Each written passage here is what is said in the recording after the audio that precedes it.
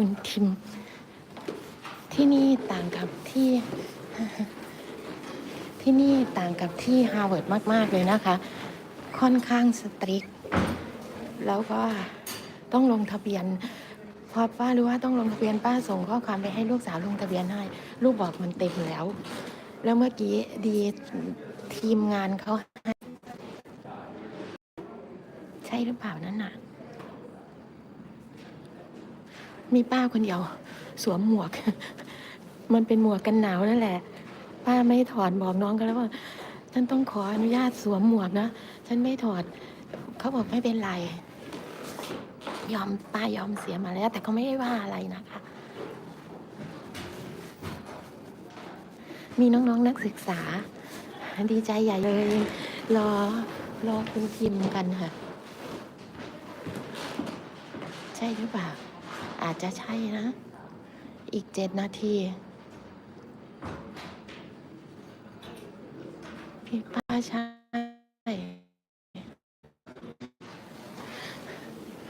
สวัสดีค่ะคุณทิมคะป้าหลายเดี๋ยวต้องถามว่าที่เขาถ่ายได้เขาไม่รู้เหมือนเขาเลยเดี๋ยวเช็คก่อนว่าได้ไหมเดี๋ยวถามให้ป้าด้วยนะคะค่ะวันนี้ป้าจะเดินตามคุณทิมออกข้างนอกค่ะ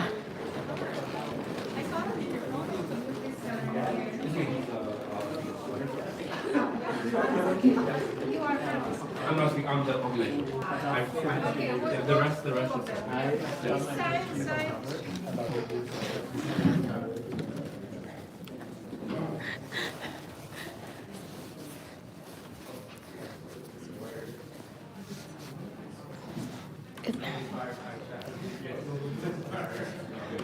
มีป้าสวมหมวกอยู่คนเดียว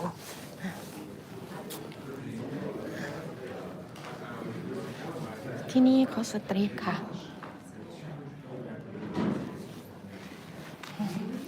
ซูมให้คุณทิม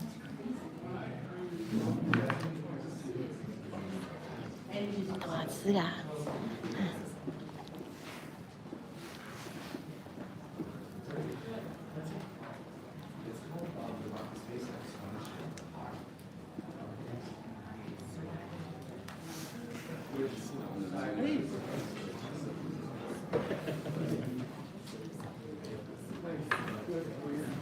ดึงกางเกงอีกแล้ว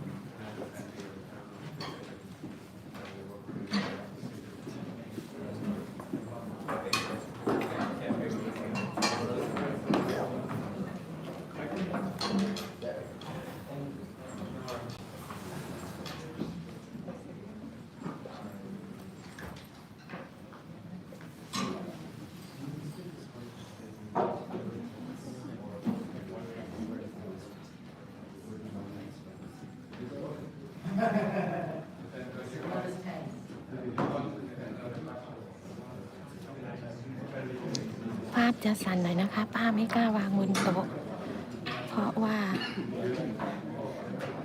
ป้าก็ไม่แน่ใจว่าขอโทษนะครับค่ะพอดีผู้จัดงานเขาฝากผมมาบอกว่า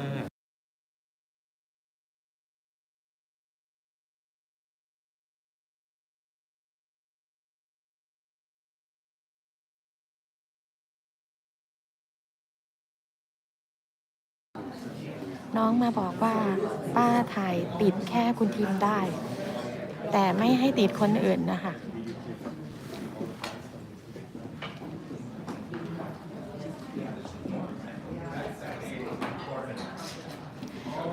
ตอนไล ไลฟ์ที่ฮาร์วาร์ดป้าถึงไม่ทำภาพกว้างเลยค่ะ ป้าถึงจับภาพแค่คุณทิม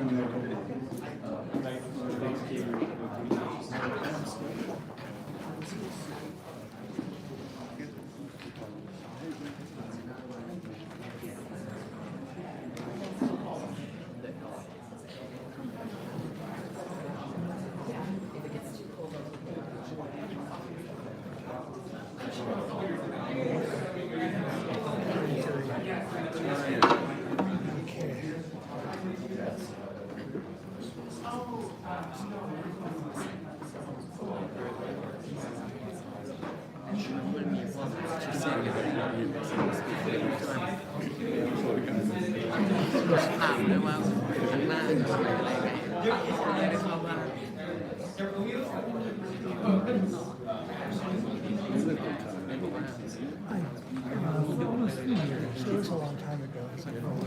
ป้าจะเปิดเสียงเฉพาะตอนคุณทิมพูดนะคะ ตอนท่านอื่นพูดป้าจะปิดเสียงนะคะ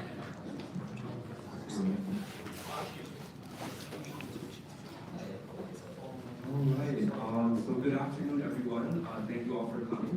My name is Al. I'm a PhD candidate here in anthropology and environment, and it's my pleasure to welcome to Rio. It's first time in New Haven, and I'm really excited that we're getting a chance to interact firsthand with such a high-profile figure. And so, to introduce him, I will introduce our moderator today, which is Professor Eric Harms, who's the chair of the Council of Southeast Asian Studies. He is also professor of anthropology here and also a wonderful advisor, I must say. So I'm delighted to introduce, and welcome Professor Harms to then introduce our esteemed guest. Thank you.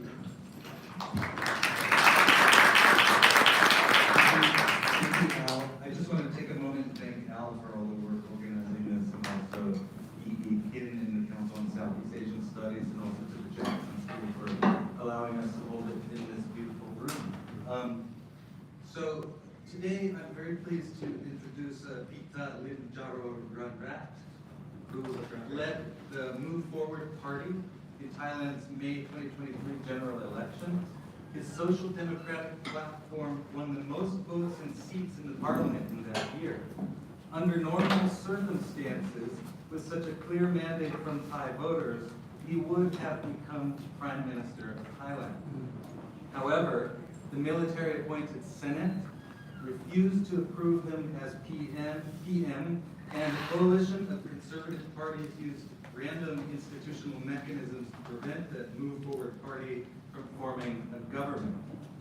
Later, on August 7th, 2024, the Constitutional Court banned the Move Forward Party leadership from running for office for 10 years, based on the highly questionable assertion that the MFP's attempts to reform Article 112 of the Thai Criminal Code, or the Les Majestés law, were an attempt to overthrow the country's constitutional monarchy. ป้าอายคนที่ป้ายังสวมหมวกอยู่ เพราะว่าป้าผิดหมอก policies and his visions for the future of Thailand, and for democracy in the world in general. Currently, Pita is a visiting senior fellow at Harvard Kennedy School. He holds a joint MPA/MBA from Harvard Kennedy and MIT Sloan, and has been named on the Time 100 Next list. Today, Pita continues to champion transparent and equitable government on a global scale. So please join me in welcoming Pita.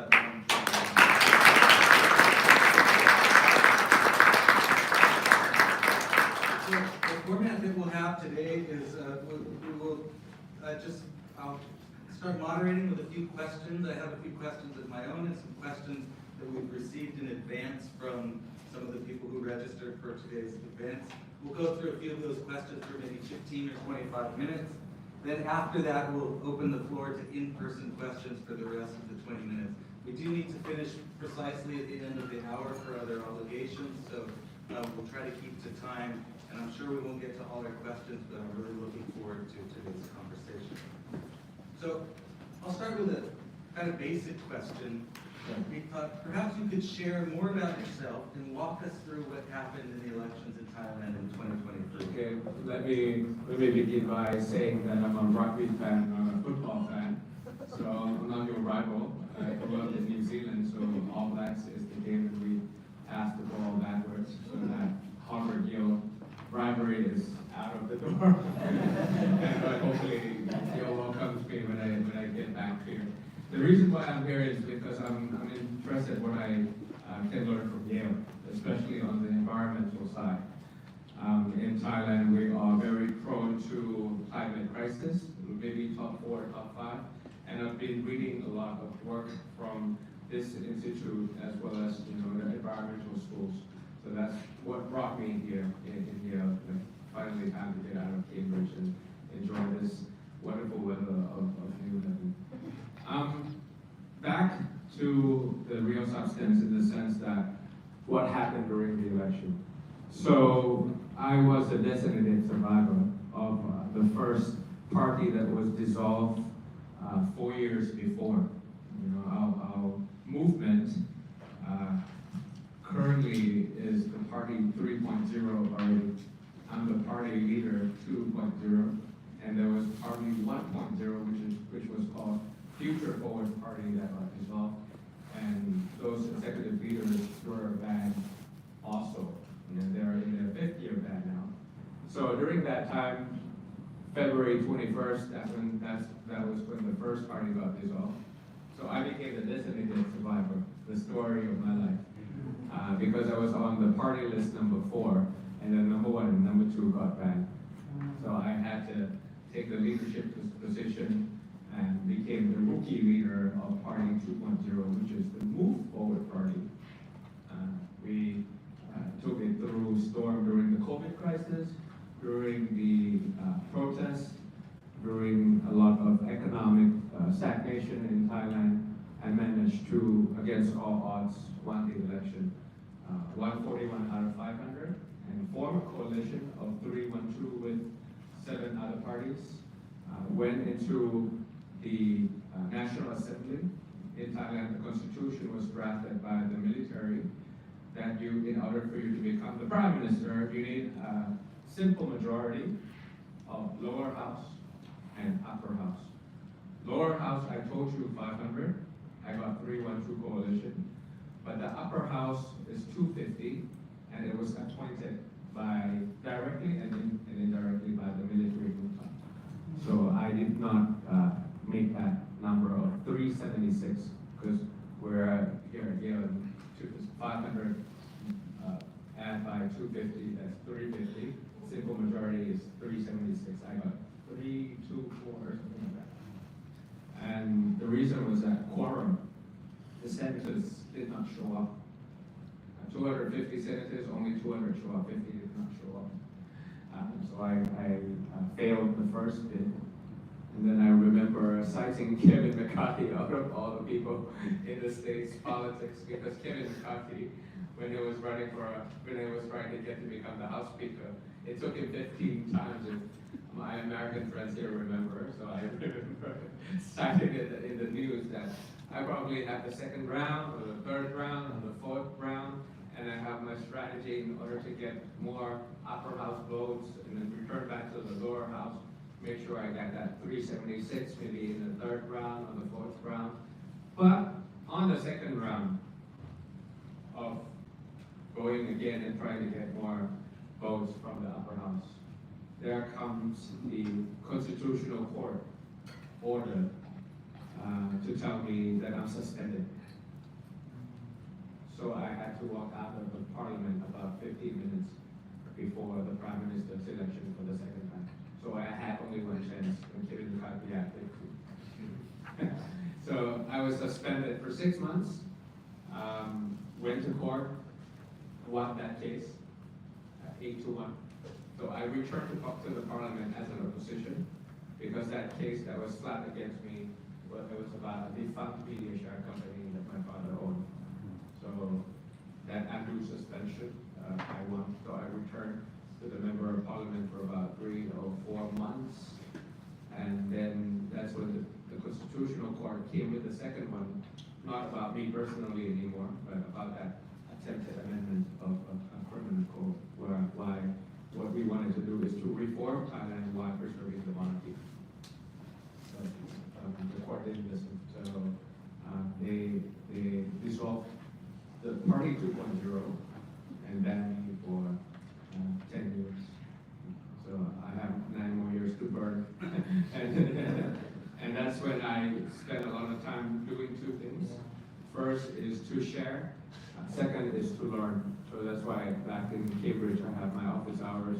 I help professors teach how to run for public office, corruption in Southeast Asia, social welfare. So all the classes that they wanted me to teach, I just go and help them teach. And then try to groom the next generation leaders.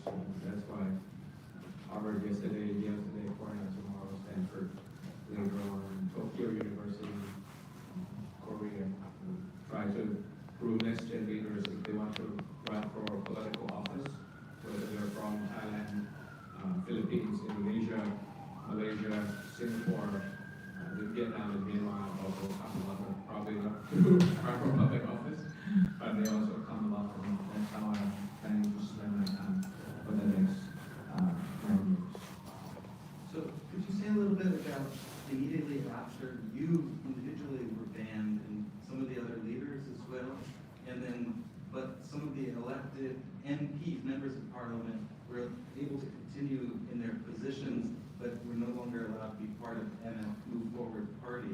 So how have they kind of dispersed through the parliament and coalitions with other parties?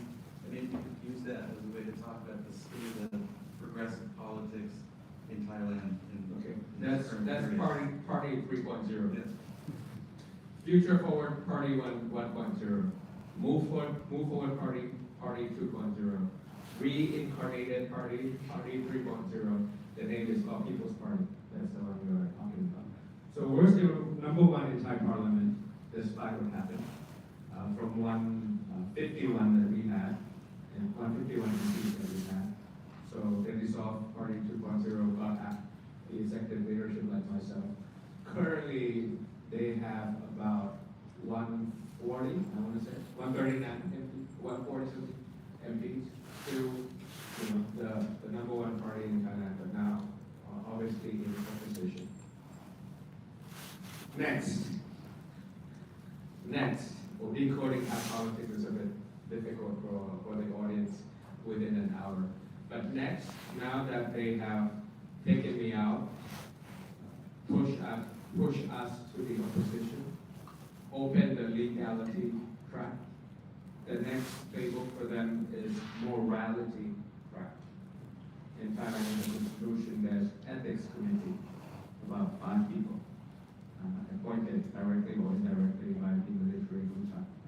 So this week they opened the morality track or ethics as ethics violation of that attempted amendment. Now they are targeting 44 opposition MPs, and 25 MPs are active in their opposition duty as we speak now.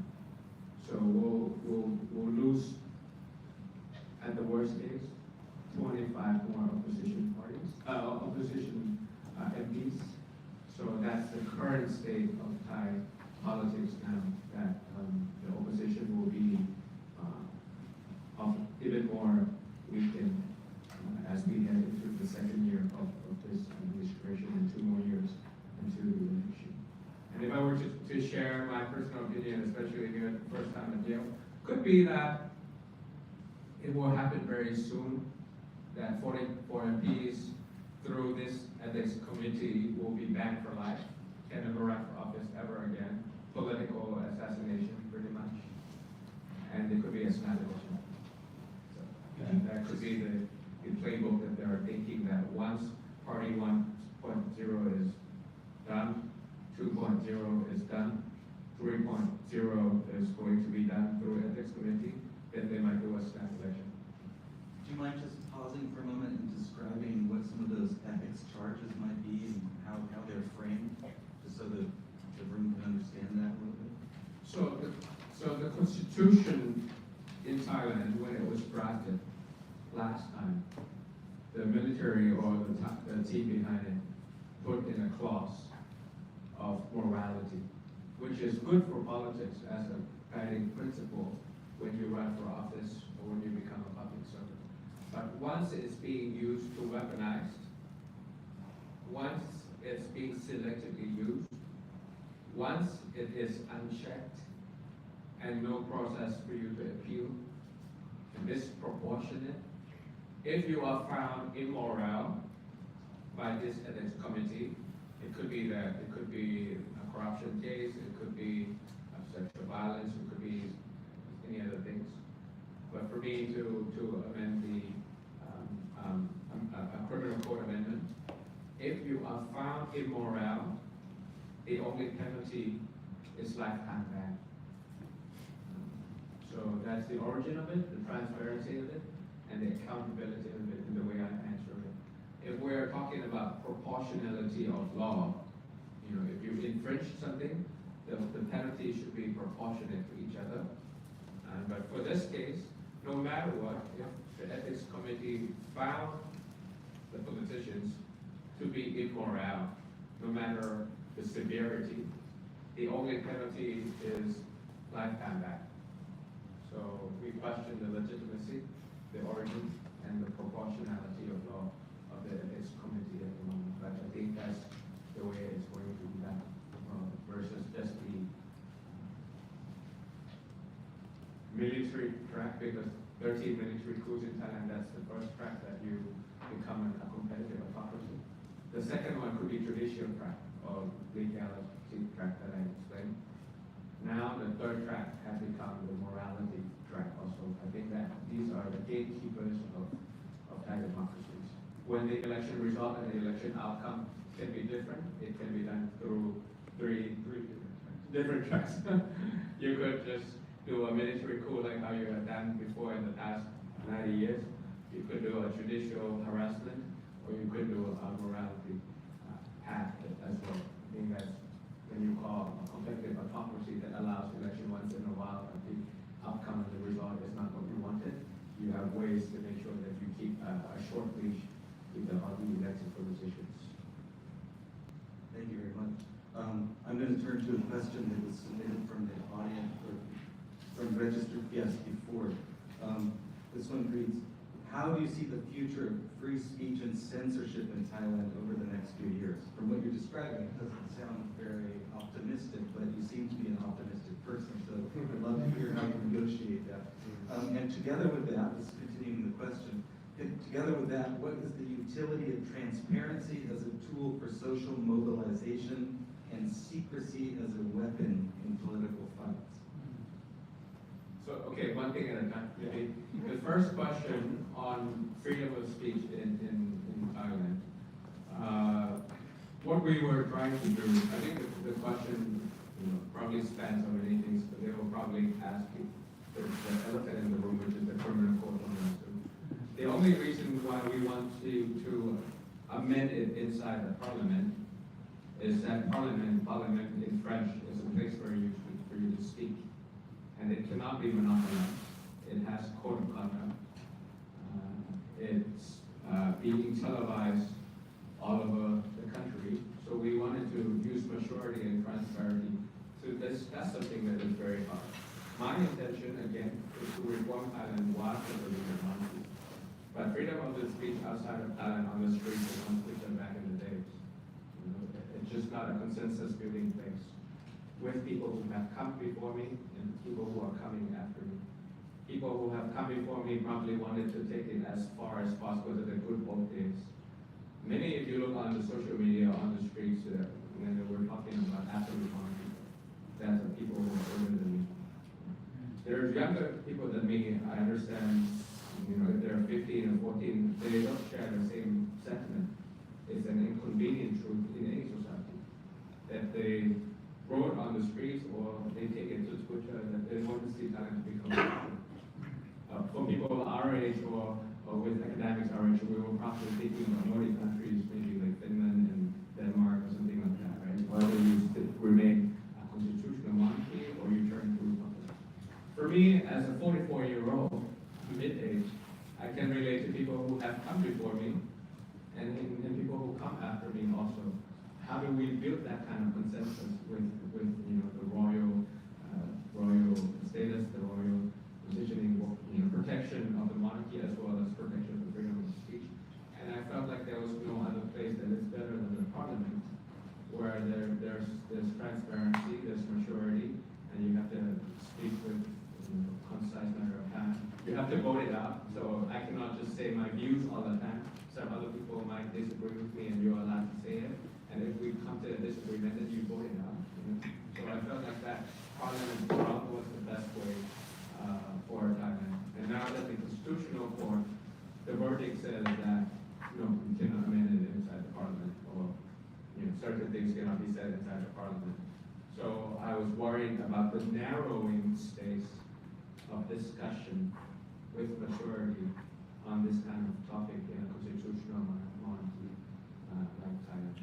So I don't know, I think, but that's, the way I sense the question, I think it was directed to that. So I address it like without dodging upfront to you.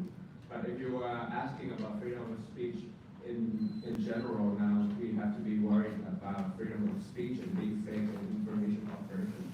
How you separate between hate speech and free speech, and the artificial intelligence coming in, doing things that never existed in our society before.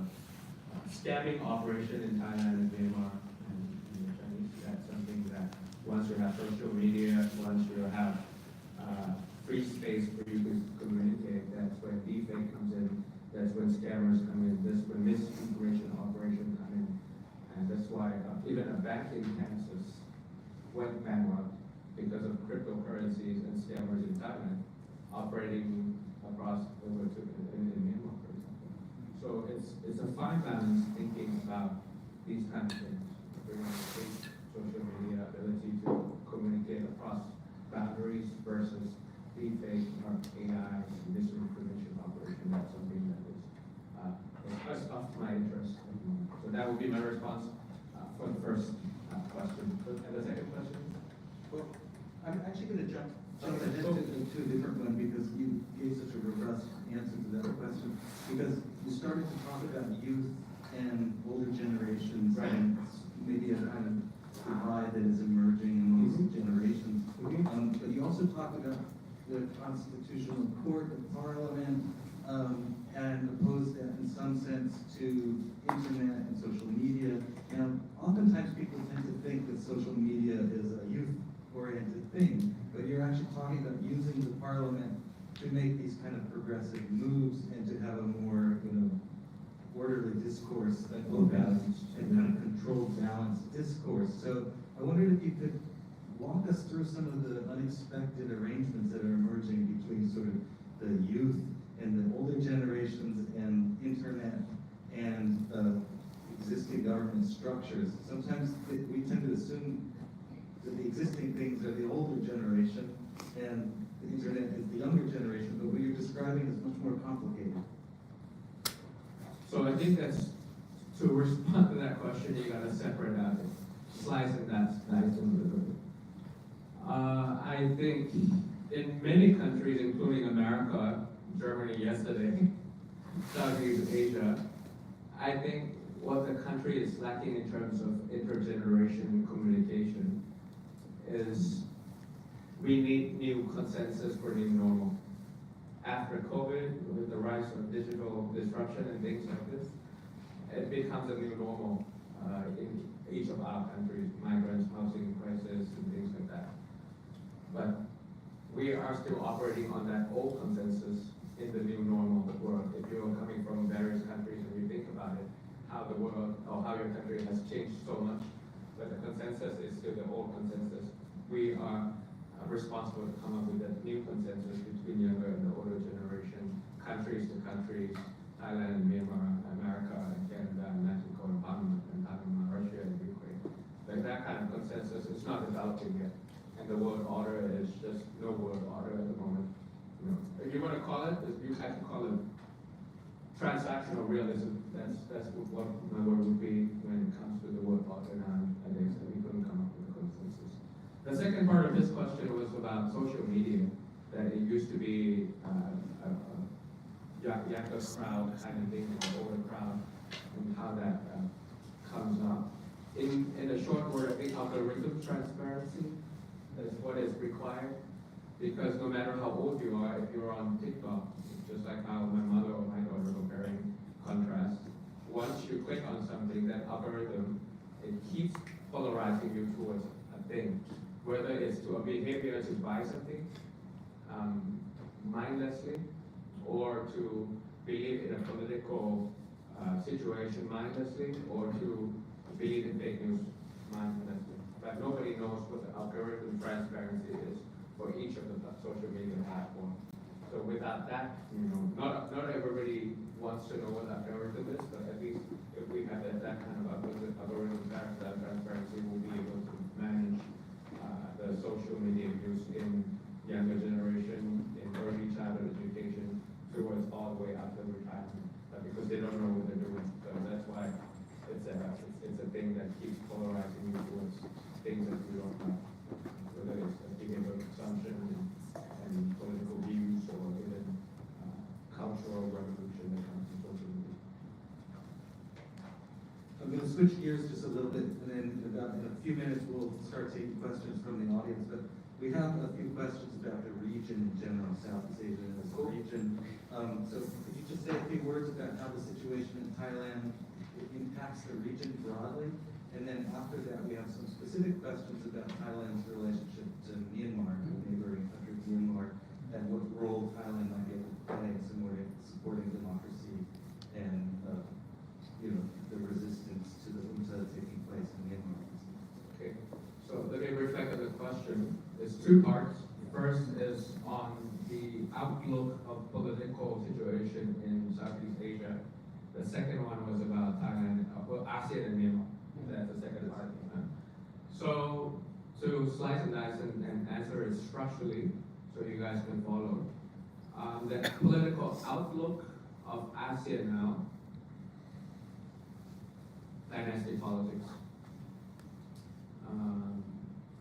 nepotism, nickel babies, whether it's Babong Nakos, whether it's Iber in Indonesia, whether it's Pat Kongkan, Thailand, whether it's Bunga Plus Cambodia. To be very clear, that's like Bush, that's like Trudeau, that's like Shinzo Abe. I don't have a thing against these dynasty politics or last name politics.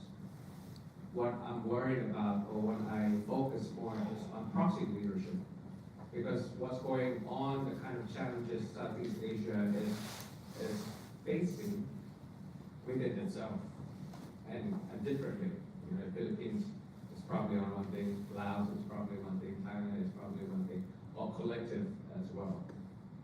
You need to be able to strategize and execute on your own, like think on the spot, because it's quite quick. Transboundary things, environmental issues, aging society, and all these things. Of course, you have your father behind you of all these leaders, but ability for you to cover by yourself, that's something that needs to be proven. And there's good things about it. If you take an average of all these leaders of ASEAN, they're about 20 years younger.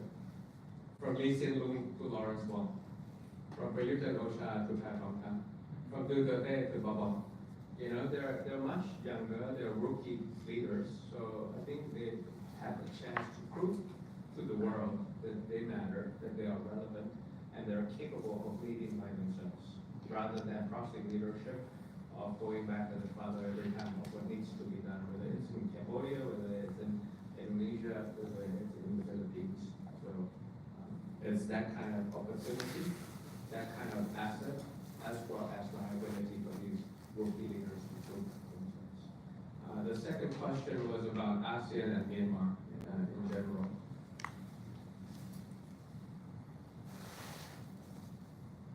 5-point consensus into 5-year roadmap. That's essentially what ASEAN needs to do. I mean, it's been years and years, and obviously they met. And they came up with 5-point consensus, which is 5 bullet points of how to pretty much think about the right amount of pressure and incentives for the people of Myanmar to come together and decide, ceasefire at the very minimum.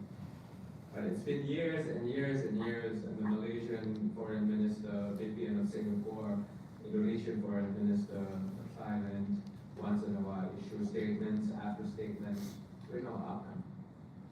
So what we need to do as a country, and I think Thailand has that kind of proximity of asset and proximity of liability, because we're neighboring countries, 2,700 kilometers to be precise. So if you cough, we get sick. That's right. And the byproduct of that, whether it's trans-boundary case, PM 2.5, converting Scam City and KK Park, affecting people in Thailand, in America, and in South America, and other places in the world. It's really up to Thailand to really live up to the ASEAN centrality partnership, to step up with all the other ASEAN leaders to turn 5-point consensus bullet points into an action plan of what needs to be done, steps, humanitarian corridor to start off, and then really to have comprehensive views of what Naypyidaw wants, of what NLD wants, what the ethnic groups, which is a lot that we have to think about. If I were the Prime Minister now, I would think about the risk of, I would think about what post-conflict Myanmar could look like, and the risk of balkanization, and how that would impact the region. And the third and final thing is to really work with frontier states, and that's China and India. So ASEAN as a group, not just Thailand alone, not just Malaysia alone, not just Indonesia alone, but ASEAN as a group, and then China, and then India.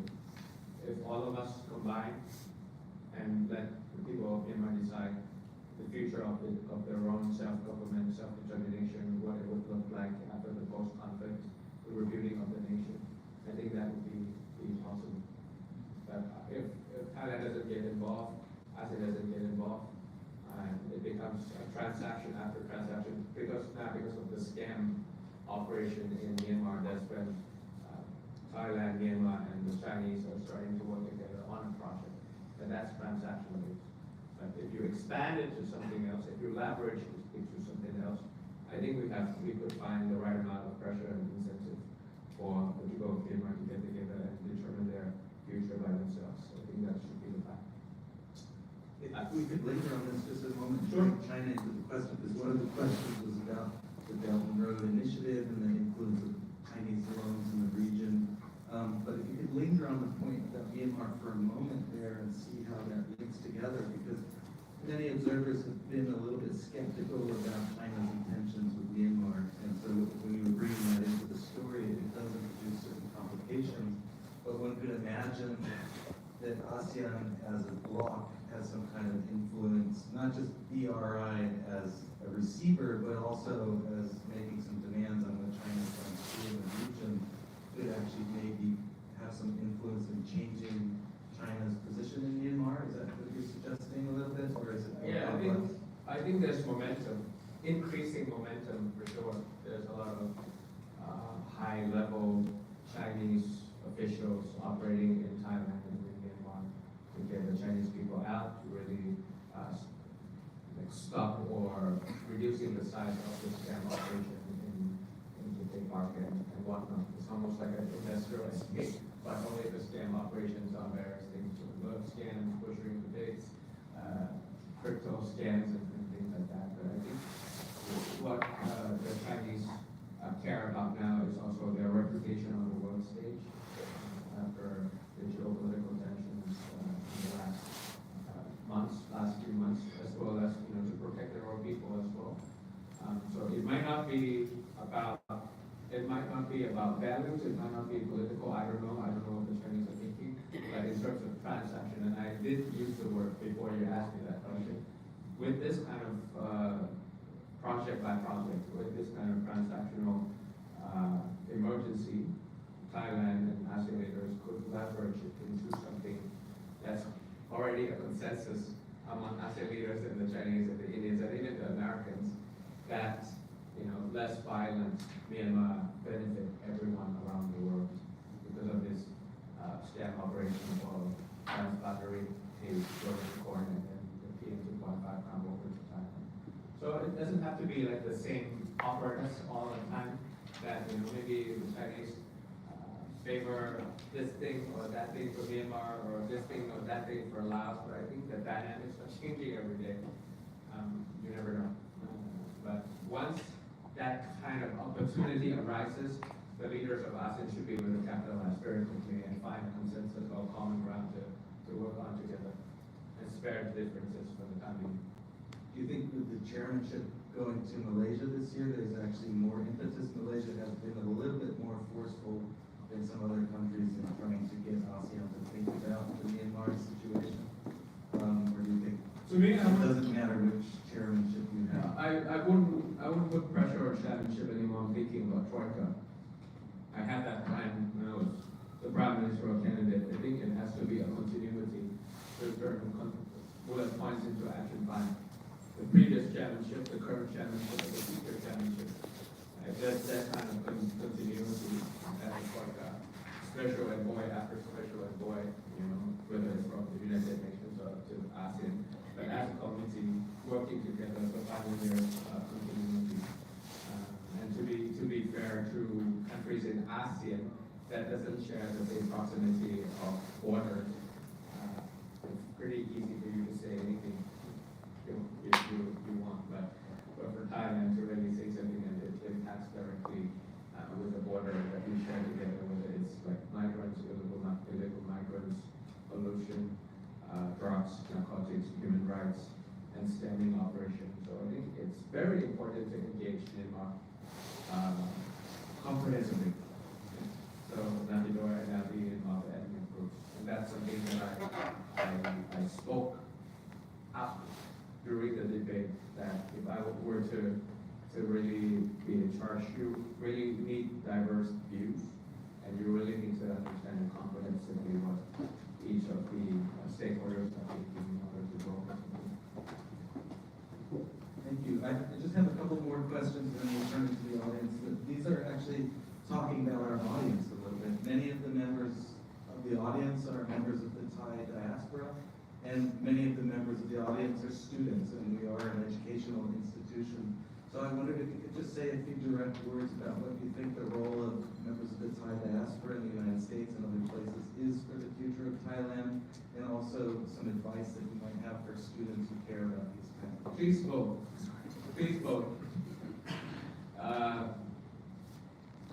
The proudest achievement that I had as a politician was not winning the election, but to be a front runner of the highest voting turnout in Thai history since 1932.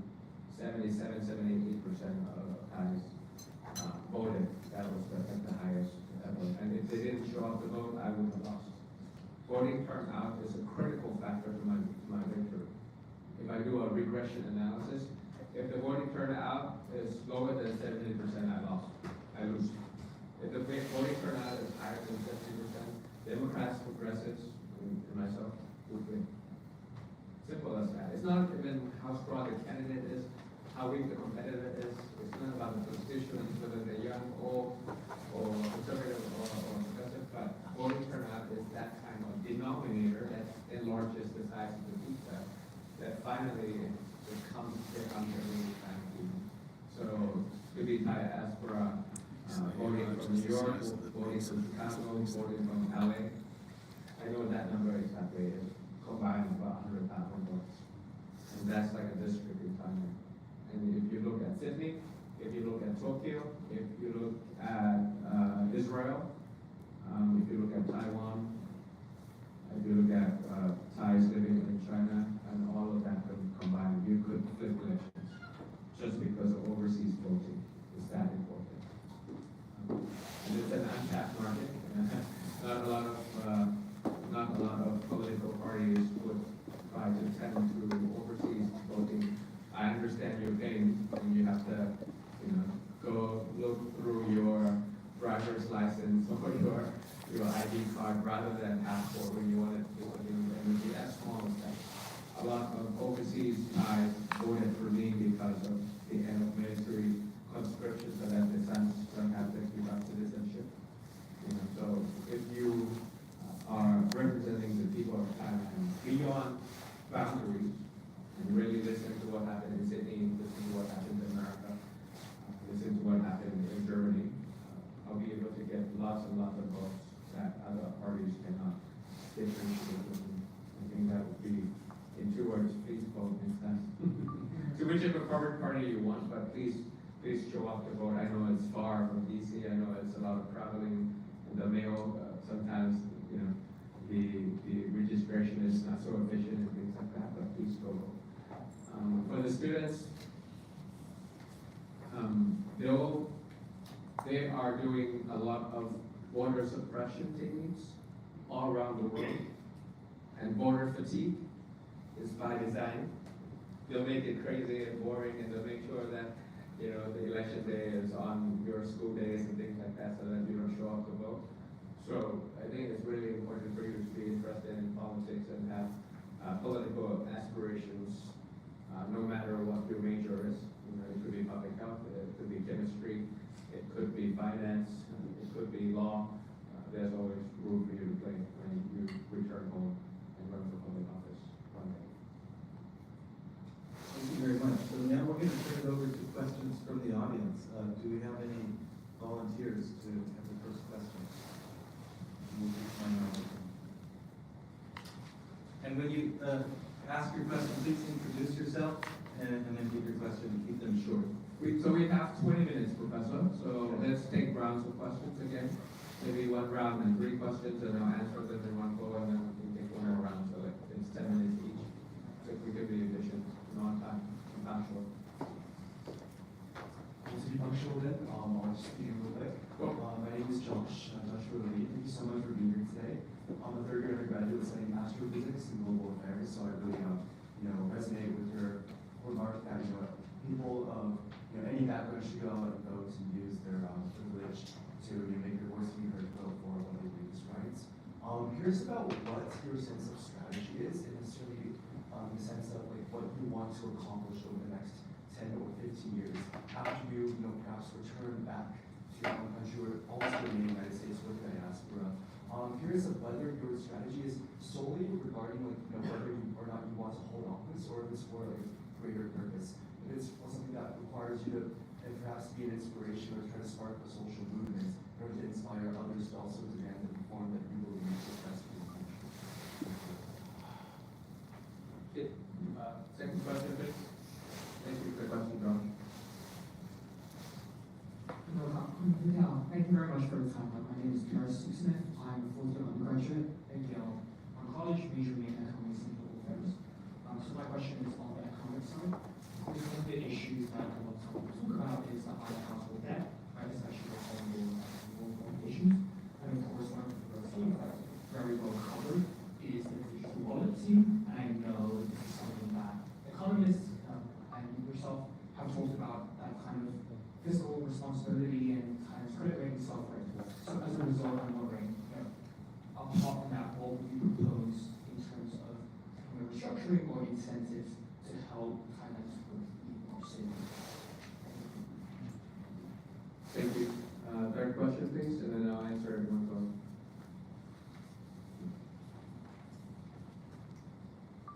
Thank you, Kapita, for the insights. My question is on your view regarding Thailand's position towards the U.S. and also China.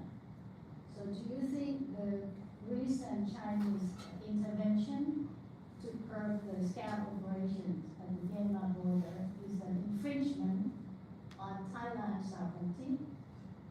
And on the U.S., my question is, how do you think current democratic situation in the U.S. and how would you address any kind of democratic backlash that we have in Thailand? Okay, I'm getting cramps. I think I want to stand and walk a little bit, but that's okay. So 3 questions. One is strategy, one is economics, and one is geopolitics. Yeah. For the question about strategy 10 years or 15 years, whether I will still be inside the system as a prime minister candidate or I'll be more of a inspirational figure, that was the question. I don't think it's an either-or question. I think I can be both, and I'll try to be both. The plan is obviously to be healthy. Hopefully when I return when I'm 54 that I'm still capable and vigorous and up to date with what's going on. So I take it as a positive spin that a lot of things that I couldn't learn when I was inside the parliament to really study about climate crisis, extremely chronic drought, forest fire management, AI, digital disruption, aging in place, dementia village, all these things that can be brought back to Thailand and we try to do that. The strategy is twofold: winning more elections and dominating more ideas. Because in Thailand, as I explained very early, that just winning elections doesn't mean that there will be change. There's former prime ministers who won even more than me. 300 something seats out of 500. We went to set aside and now we returned. So I think winning election is one thing in various countries, but dominating ideas that we have potential that we can realize together also in this future for everybody. Those kind of things that are quite important as well to do. For economic fronts, high household debt. The debt management, because there's many types of debt. There could be agriculture, there could be education, there could be credit, there could be mortgage, there could be automotive. So it cannot be like a blanket solution to that. And you have to structure it bit by bit and prioritize number 1, number 2, number 3, number 4, because the household debt in Thailand is about 92, 93% out of GDP. It doesn't mean that it's always bad.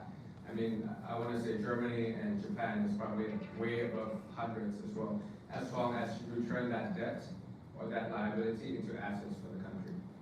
But if it's only for consumption, if it's for unfair finance practices, those are things that you would probably have to tackle. If it's agriculture, you have to do a particularly micro thing. If it's for student, whether something that Biden did with the student debt hardening, is that something that Thailand is thinking about? What about the moral hazard? That would be the second. The credit, the automotive, the mortgage, and we go down to this and really think about this. Yeah? For the digital wallet, that's, to be fair, some people would call it helicopter money and redistribution of wealth from the middle class to the majority of Thais. But Singaporeans are doing it too. So I don't think it's the kind of black or white, whether it's the right policies to do it or not. But the context that you really have to think about is the fiscal space. Singapore has a whole bunch of fiscal space to do that. I mean, they could invest in infrastructure and public education.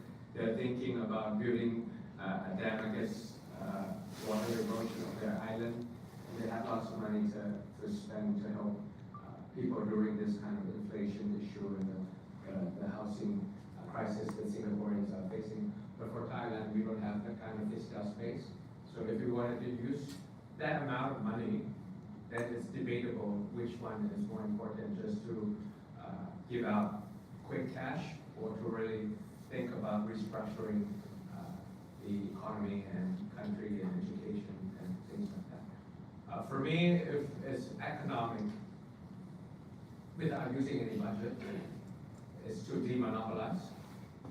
If you demonopolize and you take away barrier to entry, that is like legal barrier, and allow SMEs to prosper as well. And the example that I use a lot is on liquor liberalization. Who's from Japan? I thought someone from Japan just now. If there's any, I meant outside. So the Japanese alcohol market and Thai alcohol market is exactly the same size. There are 7 producers in Thailand registered. There's 40,000 in Japan. Again, yeah, same market size in Japan and Thailand, 7 producers in Thailand and 40,000 producers in Japan.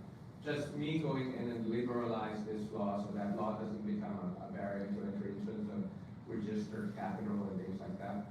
I felt like to decommoditize agriculture such as rice into sake, such as fruits of Thailand, such as sugarcane into rum.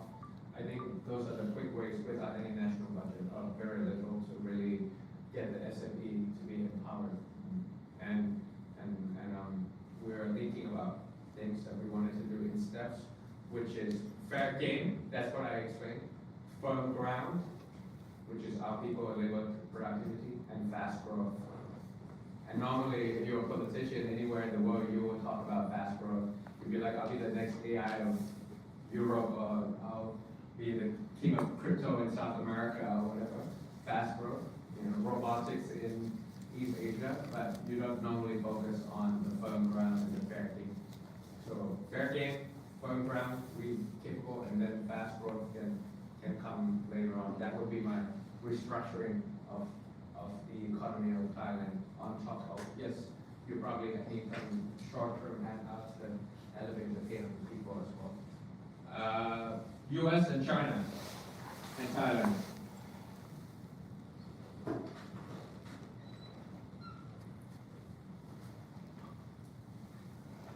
So we're number 10 in terms of surplus with America. So probably on the list of President Trump, after China, and then Japan, and then India, and ASEAN is probably next on the list given the size, and Thailand is top 10 when it comes to surplus. $35 billion to be precise, I checked. And you can kind of extrapolate with what Trump 1.0 and Trump 2.0 would do to Thailand. Trump 1.0, that surplus number was 20 billion. Now it's 35 billion. So smaller surplus during Trump administration, 1.0 in 2017. And we got a currency manipulation watch list slapped by the Americans back in the days.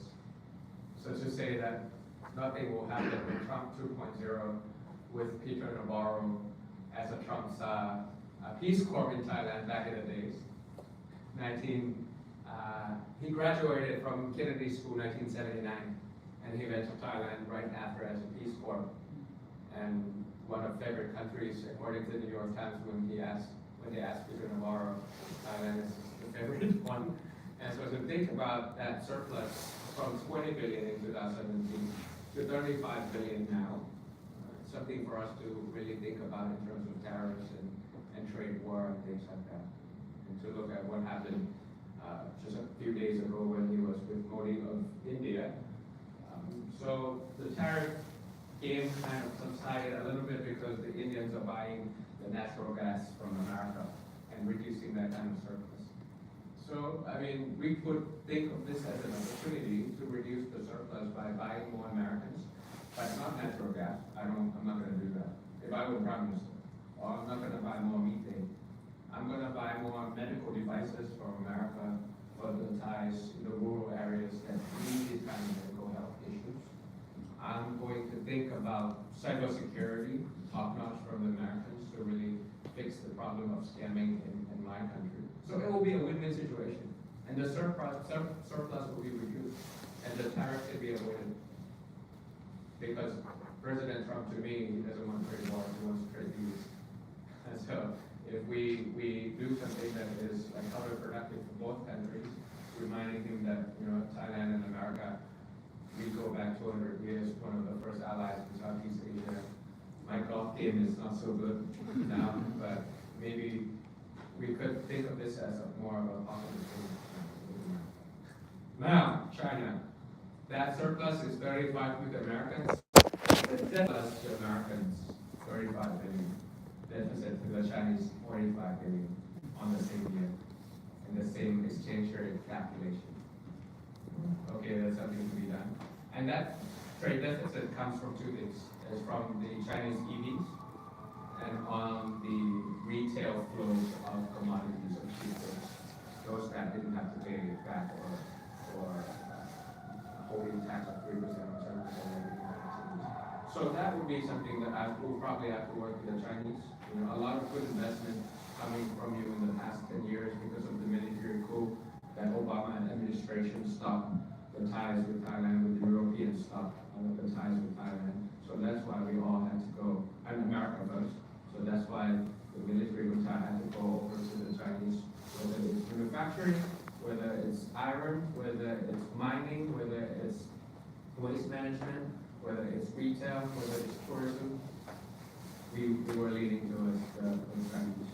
So I think it's something that, you know, in terms of electric vehicles, in terms of retail innovation from brands like Temu and Alibaba, I think that would probably have to balance it out a little bit and reduce that kind of deficit issue. And then consider the relationship, you know, as partners of both countries. The last question, because we only have 5 minutes and we have one more round, on the American democracy and also Thai democracy and also German democracy yesterday. I think border mobilization and engagement strategies are the most important things. Back in Harvard, a lot of people who helped grassroots campaigning for Obama were complaining and when they were having coffee with me, you know, the grassroots movement that Obama had back in the day just totally disappeared during Paris and Biden time, according to the people who organized it for Obama.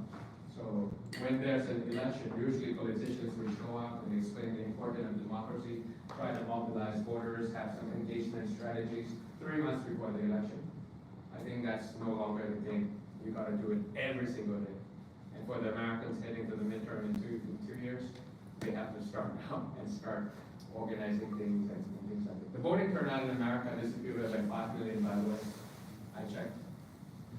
The Biden election and the Trump 2.0 election, 5 million people didn't go to vote. They just voted for T by design. So those mobilization and engagement strategies and grassroots will probably have to start whether you are a Republican or a Democrat or in Thailand as well. So I think that's my take on the reincarnated party that, you know, don't wait 3 months before the election.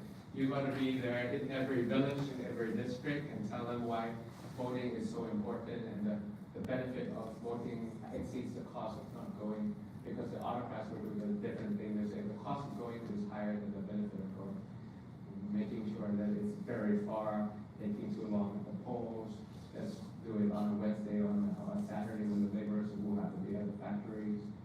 Those are the things that we probably should. So voter mobilization and engagement strategies on a daily basis, not just before the election, would be on the side. Okay, maybe one more round for 4 minutes because we have to be here out of here. Maybe just one or two probably. Lead in a few minutes past. Okay, so maybe last 3 questions and then I probably have to get going to, and I'm very conscious of your time. Go ahead, please.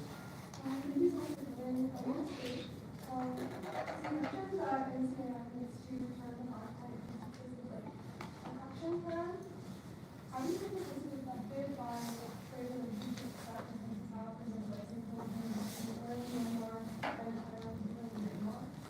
And what do you think needs to be done to sort of give our action time and these processes, trading processes, and like alter the incentive structure to help people in Myanmar? Your second question, please. Thank you for being here. My name is Gabriel. I'm second year student studying business and economics. And being from Peru, I know you mentioned a lot of the cooperation with Thailand. You mentioned Thailand having with its ASEAN name, with China. I wanted to ask, what is your vision for Thailand's cooperation with the rest of the APEC kind of its APEC trading partners for the near future? Hi, I'm Jim. I'm a student of political science. I'm interested in the environment, and I think in many countries running a platform on environment is a certain ability that seems to be popular. But because you mentioned that Thailand is so backward, I wonder if that's different in Thailand, that's more contributor is. Maybe if there's particular sort of policy points that you think Thailand needs to implement now, yeah.